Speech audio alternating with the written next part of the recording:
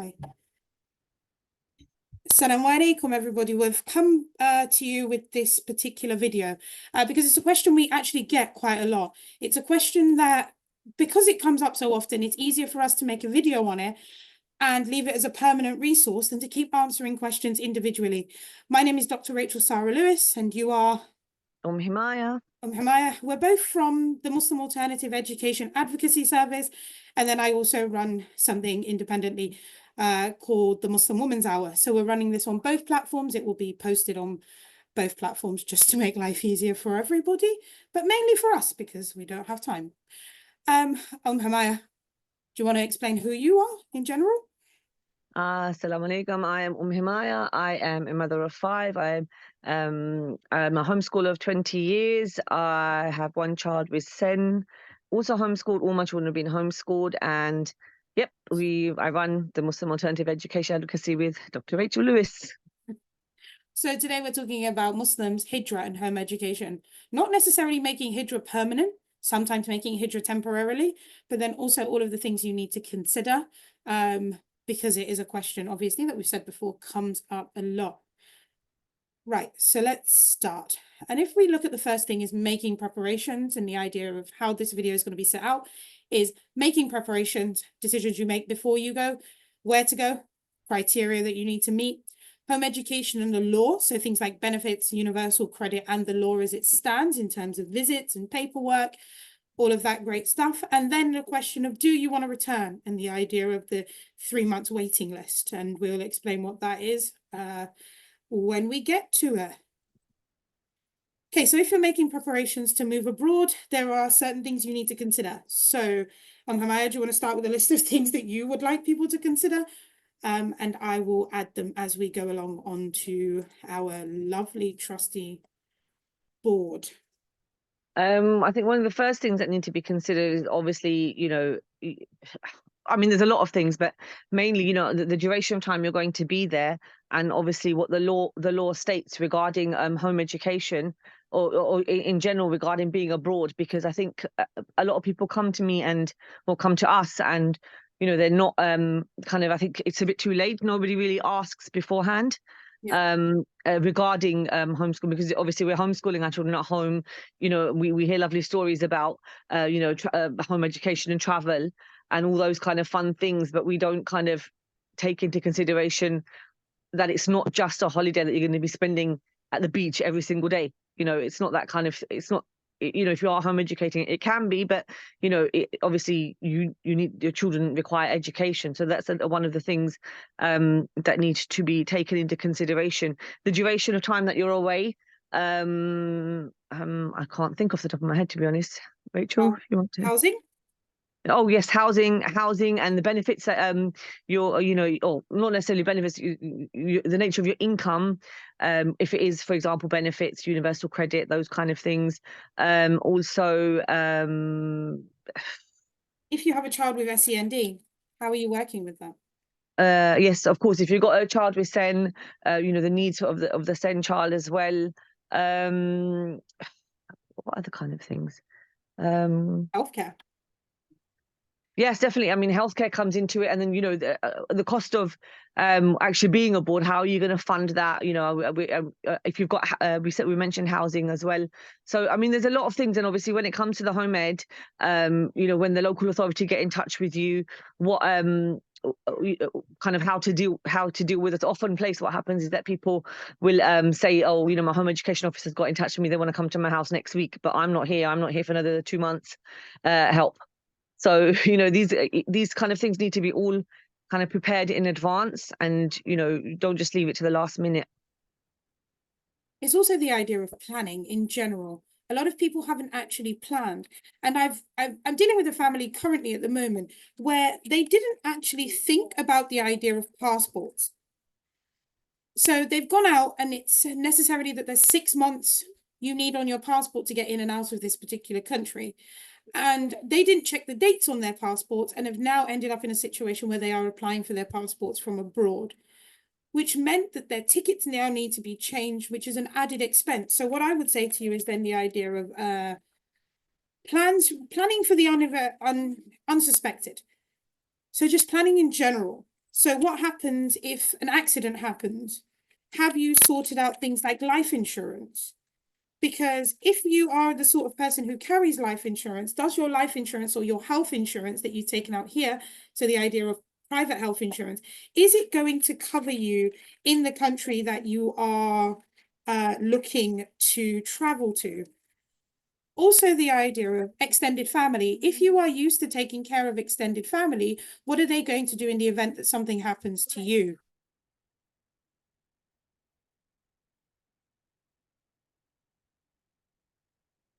So it's the idea of extended family and then extended family ties.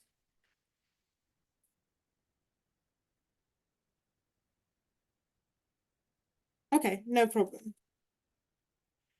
If we then go a bit further and we start looking at other things in that idea, there's something in my eye, which is not right. We've also got to consider where we are going. Where we are going, the cultural norms, the expression of values, common values, where are you going to eat? All of those sorts of things need to come up. So if we're looking at we're looking at where we are going, it will be more of an idea of where you want to go, but then also what are you going to do there in terms of education. So if we look at the way the system is set up at the moment, we've got this idea of if you've planned in advance for your child's education for the academic year, how are you going to then think about local authority visits if you accept them? If you've always accepted them and then you choose not to accept them now because you are abroad, the main thing that we want is transparency. Be transparent about where you're going and what you are going for. But then you also need to have this idea that if you are looking at possibly coming back, and that's what we need to talk about later, you've got to have the idea that if your child is going out to, say, for instance, the Middle East, and they're going to study Quran, and they're only going to be studying Quran, what are you doing in terms of the rest of their education? So remember, we've also got this idea of educating the whole child. And then what is your provision for keeping up with their education outside of just Quran when they are abroad? So what I think, provisions have you put in place? Go ahead. yeah, I was going to say that I think a lot of people don't really take that in. I mean, some people, to be honest, I have spoken to, they do things with their children at home Yeah, when they are abroad, but there's others that just don't. They're actually just away on a holiday, they but are. an extended holiday, and just it is just the Quran and the Hifz program Okay, but and then nothing what's else. the problem with that is when you come back from the Quran and the Hifz program, is the idea of prevent. Yeah. And for those of you who are unaware of what prevent actually is, prevent is a stickler in the side of every Muslim family. It's the idea of how much or how little of yourself can you be Muslim without being reported to authority. So, And it is a real threat in the Muslim community. yeah, It can happen. I mean, I dealt with a recent case where the sister, she one of the kind of the social services, they've come from Prevent. She's in this country, but it's just, it's under for any reason, there's Prevent referral. So it is one of those things that need to be taken into consideration. In theory, it's okay for you to do the Quran and Hifz, yeah. but you have to, why would, for me, the way I see it is, why would you not prepare your children to be able to do other things as well, And maths and English? that's the whole idea, isn't it? The preparation of needing to be able to do various other things at the same time is also going to be an issue. Yeah. But I think it's the idea that Muslims don't get the same benefit of the doubt as other communities. And I think it's a lot of the communities that are within the idea of orthodoxy that don't necessarily get the same sort of leeway. Oh, yeah, it's great that your children travel. Oh, it's great that you do various other things, but it's the idea of what did your children learn while they were abroad? You could talk about things like language acquisition, and it being the benefit for them that they acquire the languages that they are involved in. But then you also need to think about it is the idea of parenting and then the idea of dealing with the whole child. The only time that these things become necessarily a big issue is when we're not adhering to the idea of the law when Yeah. it comes to home education. The law is very vague in the way that it's written, but the guidance is very stringent. So if we look at the idea of what the law actually says the law of home education and how the law of home education becomes beneficial in your fight against systemic racism is the idea that we can look at, it is up to the parent as to what they teach their child. It is up to the parent as to what their child benefits from. It is up to the parent how we choose to go about the idea of doing something like a temporary hijrah. And if we're doing a permanent hijrah, that's a completely different story. If you're doing a permanent hijrah and you are deciding to move abroad, the main thing you need to consider is the law itself. But we also have to think about the notion of benefit systems. If you are claiming child benefit for your children, so we have quite a few things that we need to discuss in that topic. And one of them being this idea of the old version of what used to be housing benefit and council tax benefit. But then also children's allowance and all of that sort of stuff, which had now been amalgamated into universal credit. Universal credit rules are very different. If you are on what we call a legacy benefit, so housing benefit, council tax benefit, those sorts of benefits require you to live in your home. If you are not in your home, there is, depending on the local authority that you're under, be it in London or outside of London, there is the idea of subletting a particular room, and you could be out of the country for a certain period of time, but you need to be back, usually 12 weeks. But we seem to have this problem where people they sort of think, oh, this does not apply to me. And it's that whole, oh, it doesn't apply to me issue, which causes issues for everyone else later on. And that later on part of it is actually quite hard. And it's hard for us to come to a viable conclusion on what to do. So the advisement is, what do you advise on, Himayah, in this idea of the notion of benefits? Just, I mean, find out what the rights are first, isn't it? Or what you're supposed to be doing first. And that's obviously what this this video is about as well, is to kind of just educate people about the limitations. I mean, some of the limitations are general anyway, but some of them obviously apply to you if you are going abroad. So find out beforehand. It's not going to take you long to find out. And if for example you are taking things like UC, even if it's, or you are, it is getting paid for you, your council tax housing benefit, then find out what the guidelines are, and don't take advantage of it thinking it won't happen to you. Imagine now you've got a letter and it says you need to give up this information, or we've overpaid you, give us this information. You're not here to receive that letter, or somebody might not be home to receive that letter. It's going to leave you in all kinds of pickles. So it's better to do your research beforehand then just get stuck and panic, because that's what happens. We've had people come to us who are in a panic now because they didn't declare that they were abroad. They've been abroad for maybe a year, maybe a bit longer, claiming benefits here. And suddenly, for whatever reason, they got found out. It could be a number of reasons. It could be the fact that they had UC appointments, they weren't attending, or they weren't fulfilling their commitments, or someone perhaps reported them, or they may have had maybe a leak in their flat or something, or from the upstairs, and the council tried to get in downstairs, realized they're not here, the house hasn't been lived in for a while. There's a number of reasons it could happen. We don't think, well, it's not going to happen to me, but those kind of incidences where there's, for example, I gave for a leak, that's not something that is in your control. The council may access and realize you're not here, and then you're going to be stuck. Then you've got a lot to answer for. So it's better you do your research first, than get stuck, basically. So if we look at the actual criteria of universal credit, so better off that we tell them rather than them being problematic later.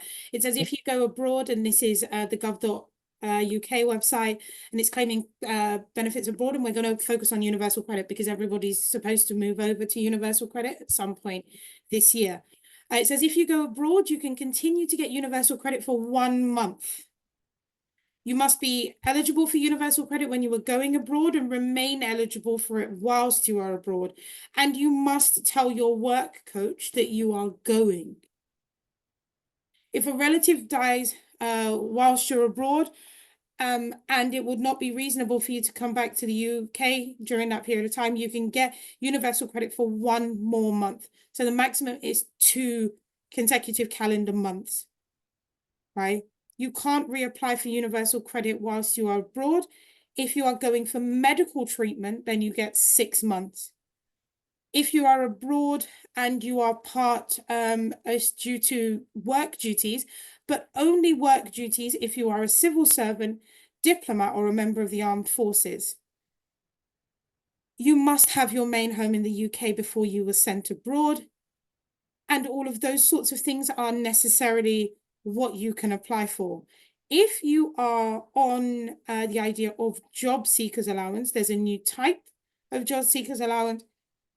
You have to be registered for at least 4 weeks before you leave, and you have to be looking for work in the UK up until the day that you leave. If you are going to a non-EEA country, which is the Economic European jurisdiction, so the European Economic Area, or Switzerland, you can get up to 3 months. Nothing goes over 12 weeks. You cannot claim anything for more than 12 weeks. And that includes things like child benefit. You cannot claim it for more than 12 weeks and expect that they are still going to continue to pay it. The reason why we are warning people of this is because they are going and expecting that they have the ability to claim their benefits whilst they are out there. Then they are not able to do that. If they return, you're going to end up with problems. And the problems that you are going to have is that you're going to have to end up paying back all of the money that you have indeed claimed. I mean, also the issue of fraud comes into it as well, isn't it? And then that's the whole idea of fraud. And if you are in the idea of going through a fraud investigation, that is going to cause so much more havoc and stress and turmoil than you actually want to. You could actually, if you are in local authority housing, you've got to tell your local authority that you are leaving, and you can only keep that home, I think, for 6 weeks after you do that. Especially if you are claiming benefits and you don't have the ability to pay your rent in full, this is not something you should be considering. Anyone that is considering moving abroad full-time, the first things you need to think about are, if you are on some sort of benefit, get rid of it. If you are then still on, if you are going to claim your benefits for 12 weeks, you need to consider all things such as flights to come home. You need to consider awareness of what's going on around you. You need to keep up with the idea of what is the political situation in the UK when it comes to home education. You also need to run down the idea that during the King's speech, they've spoken about a register and the idea of registration. Even though this may take a long period of time for this law to become law, this has been something we've been fighting for years. So it's been going on from since I was young. So it was the idea of the bad man era. But now it's becoming a bit more prominent that they want this to happen because they keep bringing it up over and over again. If it becomes that registration is going to be the responsibility of the parent or the carer of the child, and you do not register that child because you are abroad and you are in a way committing fraud at the same time, you are looking at a potential prison sentence. It's not something they're going to take lightly. So you're looking at fines for not keeping up with your child's education, but you're also looking at a potential prison sentence because you haven't done what you've been asked to do. I think as Muslims, we need to understand that we as Muslims have to, we're obliged to abide by contracts, and also the idea, of tying your camel as well. That this is a possibility. So make sure you've done everything that you need to. Don't just say, again, it's that attitude of, it's not going to happen to me. Allah is my protector, etc., etc. But Nabi Sallallahu said we have to tie our camel. So make sure you tie your camel and have found out all this information. Well, it's here in front of everybody now, and done what is required of you. And don't get into that situation where you're panicking now, thinking that it's not going to happen to you, but you don't know if it's going to happen to you or not. Because we've had issues where people have gone abroad, or the children have gone abroad with one parent. They have deregistered that child correctly, or the child has never been in school at all. And it's been a situation where constantly they are being bombarded by their local education authority. Some local education authorities are better to work with than others. Some will give you the benefit of the doubt and say to you, okay, fine, could you provide us with paperwork and we'll just deal with it that way. Some local authorities are are under the premise that they have more control over your children than you do. And when they work in that remit, it's very hard for you to then say to them, that's not the law, if you are not working within the law. And that's the good thing, is the law's available to us. It is available to us. So we have to be able to use the law to our advantage by knowing the law. And if we choose to continuously, as Muslims, be ignorant towards the law, it's going to come back to bite us.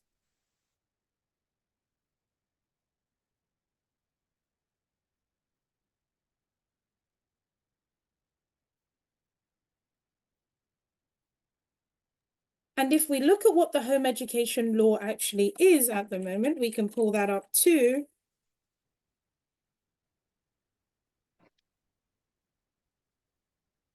And this will take it directly from the gov.uk website also, and the idea of education and educating your child at home. If you know you have a problem with your neighbors, for instance, don't go ahead and disappear to a foreign country and expect that particular nosy neighbor not to say anything. Because it's actually, even you will even get these sorts of criteria where it's a problem, because it's happened to me personally, where I've disappeared for 3 or 4 weeks because sometimes I do work abroad. And my neighbor has called social services and said that I've left my children in the house unattended for 3 or 4 weeks at a time. Like, my children are 10, and the ones that are home 10 and under. What in what right mind would anyone do that? And then it's turned out that obviously it's a malicious allegation, but you have to go through the whole rigmarole Yeah. of it actually happening. And And I obviously, go ahead. I was going to say, with you, obviously, you were genuinely abroad and working, etc., etc. But with other people, it's just, they're not there for what is, they've kind of migrated there, but there's still, everything is still registered here. So that's when it becomes really, really problematic. And then it's like you're on the run then.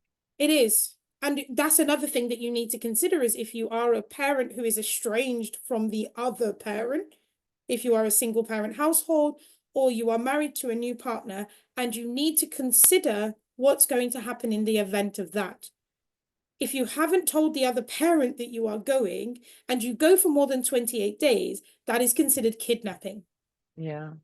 Unless there is an order of protection for your children against their other parent, or the parent has lost all of their parental rights, which is very hard to do if you were married at the time of the child's birth, or considered to be married at the time of the child's birth. That's the difference between legal marriage in the UK and a nikah in the UK. Consideration of being married and then also being married. You've got this issue, right? But then it says in the law that the council can make an informal inquiry to check your child is getting a suitable education at home. They can serve what is called a school attendance order if they think that your child needs to be taught in school. So this is where we're talking about the idea of, if you are considering that your child is going to go abroad to study a HIFS program, please make sure that if you are choosing to return, that your child is having a well-rounded education whilst they are abroad. So I think consider the also, basics of English and so, math. yeah, I think also some people, I mean, the people I spoke to, we were discussing it before, that, people go and obviously maybe with the intention completely to make Hijrah, and, but still haven't closed up everything here. Yeah. So they're claiming, but then, rent runs out, or, there's whatever's issues happened in the country that they've gone, they've had to come back, and they haven't bothered with education. It's just been, free play, or there's been like, so I think it's not well thought out for a lot. Yeah. And that's It's the not whole very, thing, is yeah, as a Muslim, you're told to tie your camel before yeah. you leave it there. So you've really got no excuse Islamically for not knowing, because if you've made a decision to do something, you must know. Like, people are considering going to African countries and Asian countries and also Arab countries, but not realizing that they cannot pay their rent month by month like they do here. And they would need to pay their rent, if they are doing that or building a home or whatever they're doing, they would need to pay for that in a lump sum. So a few parents have come to me recently who have said, "Oh, okay, we're moving to Dubai," and I was just off a whim, and I sort of went, "Are you you have sort of realized that you need to pay for your rent a year in advance?" And I've got blank stares. Like, what do you mean I have to pay for my rent a year in advance? Number one, Dubai is not cheap to live in. Mm. Number two, you're going to have to consider that you may not be able, if you are a stay-at-home mum, to continue to be a stay-at-home mum. Your husband's wage that he's earning here may not cover what you are doing out there. And you also need to consider that your rent and utilities need to be paid for a year in advance. And they've gone, oh, I didn't know that. Well, but you've bought flights to go. Yeah, it's not very How thought could you out. not Yeah. know? But you've packed a container with all of your household essentials to go, but you managed to pack a container but didn't check the fact that you have to pay rent a year in advance. It's like, what were you expecting? To fly, touch down, and live somewhere and pay month by month? That's not how it works. So knowing the cultural norms of where you want to go to and what you're going there to do, your intentions need to be solid. Because if your intentions are not solid, you're really not going to be able to fly this. And one thing I really, really need to reiterate is if your child is already in a local authority school or an academy, you have to deregister your child. Deregister your child. It is a simple process. Don't think that you can move abroad for 6 months and the school's going to hold your child's school place. That's not how it works. There's a reason why your school says to you, okay, great, you want to go abroad. We're not allowing you to do that. The government is paying the school for your child's school place. If your child is not there and they're not receiving the education from the school, where are they getting their education? If you want to take back that responsibility, take it back by deregistration. And a deregistration is deregistration letter. I'll put a link in the show notes so that it's very easy for you to just go ahead, you fill in the blanks and you send it to the school. The difference being is, Himayah, do you want to explain the difference between doing that and then a SEN school, special educational needs school? Yeah, so with a SEND school, obviously, it's you need to seek permission from the local authority. It's not as straightforward with the school. It's obviously you can just deregister, but with a SEND school, it's not that straightforward. So literally, with the regular school, a mainstream school, if you were to put tomorrow's date, for example, that's the last day of school for your child. But with the SEND school, there's a process. You need to prove why your child needs to be educated at home. Why, there's a whole bunch of criteria as well that needs to, you need to kind of demonstrate how you're going to be meeting those needs at home. So it's not straightforward as everyone might seem. But it's the whole idea of some people may get confused with the idea of my child's in a mainstream school, they have SEN, but they have an EHCP. Yeah. So if I say to you, okay, Himayah, I'm coming to you, I want to deregister my child is 9 years old, and they do have some SEN needs, but their SEN needs are not great enough, and the local authority has attributed them an academy, for instance. Yeah. That would be a straight deregistration letter. Mm. But some people will come to you and say, oh, yes, my child has an EHCP plan. And this even applies if they are in a SEN provision with inside of a mainstream school provision. That is still, because the provision inside usually has a completely different name. Yeah. To the mainstream school that your child is under. You would still then need to seek permission in order for your child to be withdrawn from there. And you have to have it. You can't just say, oh, okay, fine, qadr of Allah. You've chosen to put your child into a SEN provision. You've also got to take the idea that they may not be able to come out. Yeah. They may not be able to come out, and you may just have to take that as part of qadr of Allah, that they're not allowing you to take your child out. And that's the idea of you've given up a certain amount of your parental rights with sending your children to school, or you've given up a certain amount of your parental rights with putting them into SEND school. They've taken away even more of your parental rights with SEND school, because you have to have the ability of the SEND school to sit down with a bunch of people who will check whether you can meet the needs of your SEND child outside of their school provision. Even if you as a parent believe that the school is not meeting your child's particular needs, that doesn't matter. That doesn't matter. What matters is the fact that they believe that they can meet your child's needs, and you have put your child in that provision, believing that they could meet your child's needs. Yeah. So essentially, you're asking for permission to take your child back. So you've got a legal responsibility to your child, and your legal responsibility is that they are provided with a full-time, well-rounded education to their aptitude and to their needs. So we're going to put all of the guidance and things that we need for that into the show notes page of this particular video. So I would honestly suggest that I'm going to show the page. Can you see the page come up, Himayah? Yeah. Right. So there are several sets of guidance here. The elective guidance for local authorities, which is 45 pages long, whereas the guidance for parents is only 24 pages long. I suggest as a parent, if you want to be an informed individual, read both. And do Not you just want to just one. roughly just mention the website? It's gov.uk. It is And you said you're gov.uk. going to I'm going to put put it it all in across the yeah, notes at yeah, the bottom of the video. I'll put them all in there. yeah. But the law is set as it is. And even though they say it's your responsibility to educate your child, your responsibility comes with a lot of limitations and a lot of risk involved.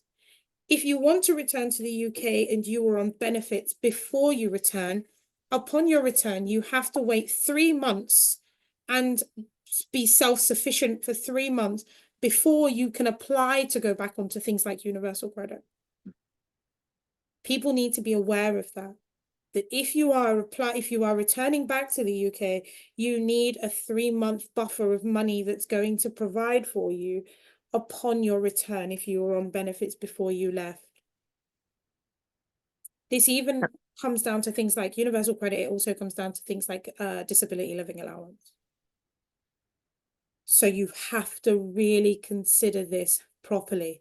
So we're going to do the idea of looking at 2 completely different families and how this idea of Hijrah would work for 2 completely different people. Himayah, do you want to deal with the one that you were dealing with a couple of days ago? Yeah, so the sister, the family, they basically they'd been away. One of them had been away. One of the sister's children had been away for about a year, and another one was going to. You'll have to remind my brain's gone blank, but he was he's going for 3 months. So he just come back, and they hadn't done much, and there was a local authority visit. And so there was a few questions that they had, and I think they're planning to move away for a year as well, and the father will be staying back here. Actually, to be honest, there's no mention of the father. They will be staying with family abroad. So there's not. I mean, one of the questions I always ask is, "Are you planning to return?" They're like, "We don't know." So that always comes up. It's not with this particular family, but when I do speak to some mums, are you planning to return? We're like, we're not sure. So if you don't know what you're doing, I would say be sure, and then make that decision. Obviously, if you want that benefit of making hijrah or whatever it might be, and because of your children's education or whatever the reason might be, but then there may be a chance that you come back, then do things properly. Okay, so that's 2 children. One's been out of the country for 3 months already, and the Yeah, parent decided not to tell anybody, yeah, which was quite concerning within itself. yeah, The next move, they want to move for a year, and that includes one of the parents, not the other. They'll yeah, be staying with family abroad. The child who's already been out there for 3 months was staying with family, or yeah, yep. So they were staying with family. Even if you are some people have chosen to send their children abroad, and they are they're in a boarding school, for instance. They've got no real idea of what their child is actually doing. They sent their child to a complete and utter HIFT school in the middle of nowhere. And there's no one out there that they know to check on that particular child. So you've got to also think about the idea of safeguarding. I yeah, know we're all Muslims and we would say, okay, trust each other, but that tying your camel is a very, very important when it comes to your children, because they're an amanah from Allah Mm. and they are your responsibility at the end of the day. And you return them back to Allah exactly how He gave them to you, on the fitrah. And if you don't, you've got questions to answer for it. Yeah. And I Yeah. think that is one of the reasons why a lot of people are like, okay, yeah, we're going to take the time to go and study Quran. Right, fine. By all means, I am more than 100% on board with anyone taking their children abroad to study Quran, but make sure you know what you're doing. Yeah. Know what you're doing. If you're sending them to a relative, or you're sending them to a boarding school, or you're sending them to do something completely different, they could be going off to Islamic university, they could be older children.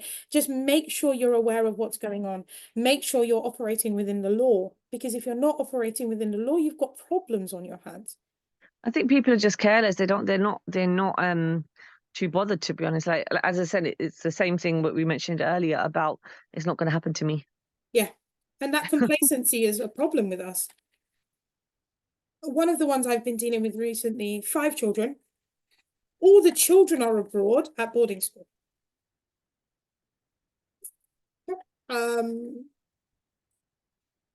She is claiming full benefits for all of these children, and then the same thing happens again. Oh. It's the idea of, yes, I am claiming for the children. Yes, the children are, well, no, the children are not here. And it seems to be the same questions we have to ask over and over again. Do you have a local authority house? If you have a local authority home, have you informed the local authority that the children are studying abroad? How are you supporting the children financially through the benefit system that I have got for the children here? Where's their father? The father is estranged. Have you informed the father that the children have left the country? Even though she hasn't left the country, the children have left the country. It doesn't matter whether she leaves the country or not. They haven't been the father hasn't been told that the children have left the country. There is no estrangement paperwork in place, so the father still has full parental rights. He is supposed to visit the children every other month. She's been making excuses as to why the children cannot come to him every other month, and he has threatened to go to court.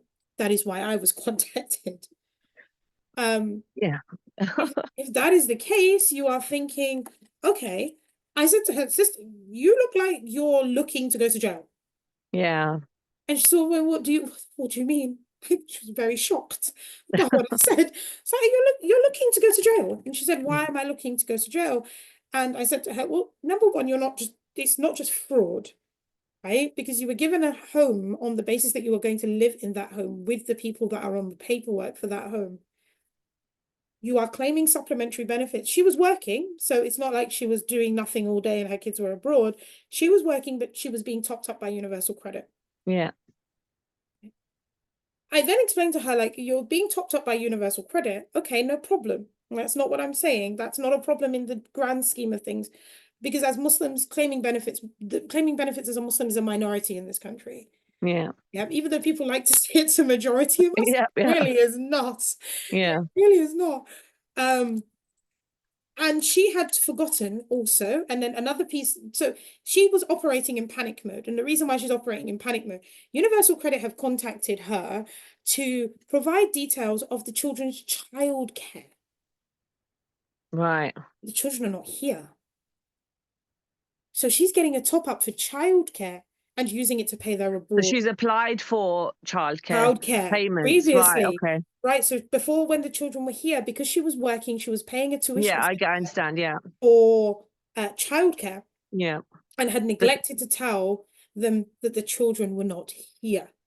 Yeah. So That's for the childcare vouchers, isn't it, that that's they the offer? childcare voucher. Yeah. So for Yeah. 3 months, her children had been abroad, and she had not told them that she was not using the childcare. Wow. Okay, so she's got father on the hook. So then we're looking at the idea of estrangement. So if we're looking at that, we need to question what is the father's role in all of this, and he wants to take her to court because he hasn't seen his children. Okay, but even if they go to court and he says, I haven't seen my children, that is going to look bad on her idea or Yeah. her side, because she's denying him his haqq. Mm. It's his right for him to see his children Islamically. And if he is not seeing his children Islamically, how does she justify that? I think that's another discussion in itself, you know, It that I is mean, another discussion in I have a itself. lot of issues with that as well, you know, but anyway, I think That's a yeah, discussion within itself, and that's something we're yeah, going to cover on yeah, the other podcast anyway. inshallah, The Muslim inshallah. Women's Hour. We need to cover it. Yeah, Um, Divorce, estrangement, all of that sort of jazz. yeah, It's coming up. It's yeah, in the works. Don't worry about it. inshallah. Inshallah. It's the whole idea of why are we always operating in this idea of panic mode? Yeah, We need to look into situations before we put ourselves into these situations. yeah. As Muslims, we know this. I We think know this. I think just moving away from slightly from the hijrah topic, it just reminded me of a sister that came to me. We're talking about panic mode now. Yeah, You know, she literally, you know, I don't know what her family setup was, but her husband was in another part of the UK. They're still married. She was in a different part of the UK, yeah. and she wasn't doing anything with her child. She just wasn't doing anything. She's too busy. Life got on top of her. Home educating her child because she believes home education is the right way, but wasn't doing anything. And then panic set in. She's really, I haven't done anything. What do I do? Help. And I'm like, you know, you need to get on top of this, you know. So it's that panic mode. I think with the, like, you know, on this topic of hijrah as well, it is that panic mode and not planning. You know, like you said, we plan, everything is planned, accommodation, etc., etc. But why are we not planning this aspect of it, which is so important? Yeah. You know, it is our child's education, and you know, we research the laws here about, I don't know, passports or any other you know, we research here and we research there, but we don't research this aspect of things. Yeah. And I know when it comes to our children, it is because, you know, obviously we're all possessive over our children, but it is something that's so vital. And within this incident that you're speaking about with the sister, all I can think is the dad's going to get custody, you know. What Yeah. if the dad gets custody? That's all I can think, you know.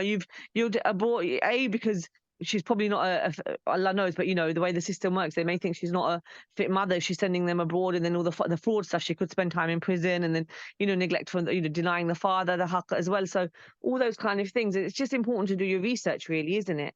It Like you is. would with anything else. When you're putting your child in a school, for example, you're going to do all that research about the school, it's the best school, etc., etc. Why would you not do it about the law and home education? It's true.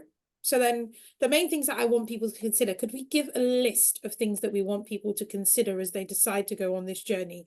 I'm not trying to say to anyone, don't go on this journey, because it's a journey I'm willing to go on to.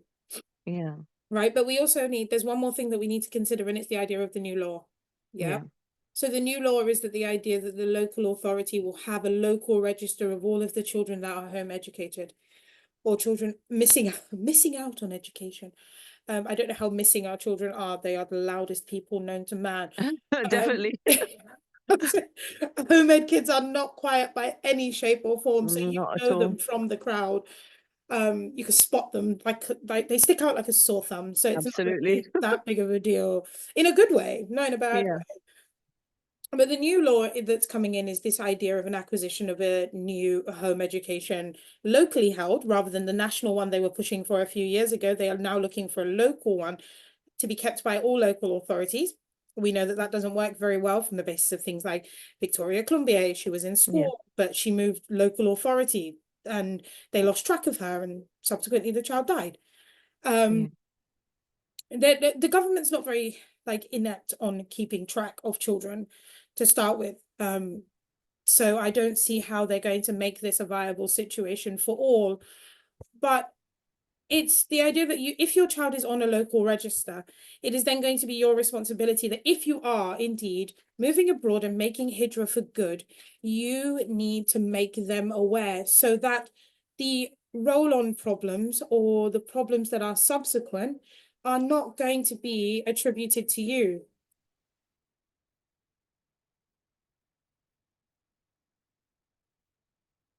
And when those problems start, sorry, I had to cough. When those problems start, it's not going to be long before it becomes a bigger issue, because the consequences of looking at this, if you do not maintain your child's name on the register, is looking at the idea of what school parents have to deal with, the idea of fines. Yeah. And if it's not fines, it's going down the idea of a school attendance order. And if you are not then maintaining the school attendance order and you don't send your child to school, we are looking at imprisonment. So parents need to really consider, if you're doing what's best for your child, you need to do what's best for your child to operate within the law. Again, I think it's that idea again of it's not going to happen to me. It's And when always it the does case. happen to you, we're gonna be up in arms. And Yeah. rightfully so, we should be up in arms, because children being removed from their parents is no easy fate, but you had the opportunity to do what was correct in Yeah. the first place. Yeah.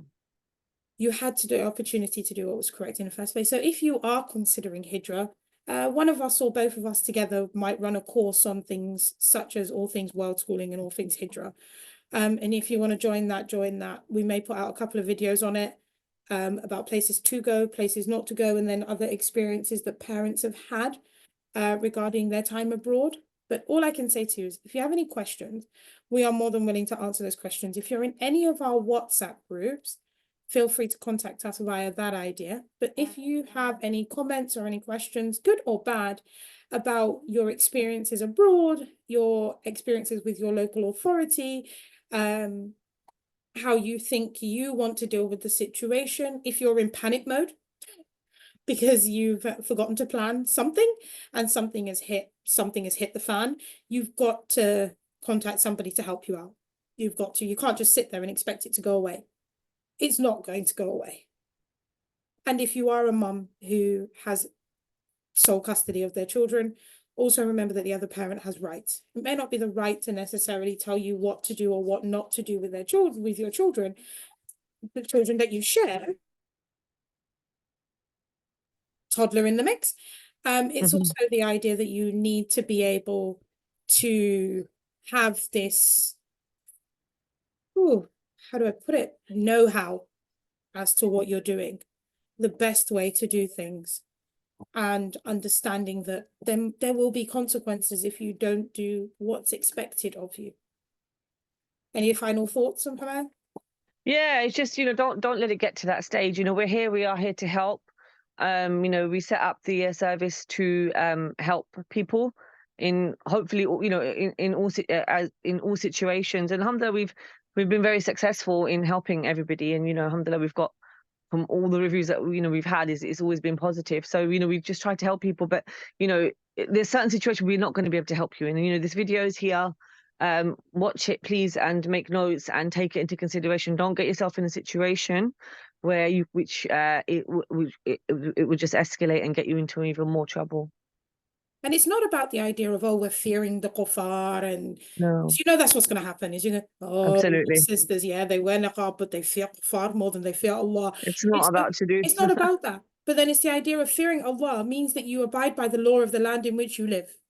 Yeah, Right? If the law of the land in which you live is restrictive towards you, and you feel that you don't have the ability to practice Islam in the way that you want to, Hijrah is your solution.